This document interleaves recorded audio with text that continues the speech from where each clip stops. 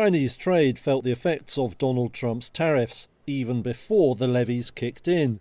Figures out Monday showed exports surged over 12% on the year in March. That was around 3 times the increase forecast by analysts. The numbers suggest factories were rushing out shipments before the tariffs took effect. However, the figures could now plunge, with China facing levies of up to 145% on most shipments to the US. One economist told Reuters it could be years before the export numbers return to the level seen in March.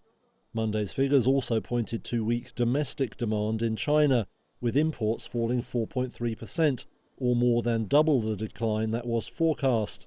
That means policymakers could struggle to make up for any downturn sparked by a drop in exports.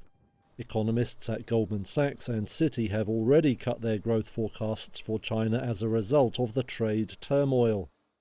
One market expert said a plunge in soybean imports, much of which come from the US, suggested state firms in China were already shunning American produce.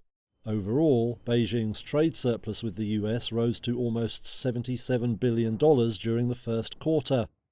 That's likely to keep the country in Trump's sights, given that closing the gap is at the top of his agenda.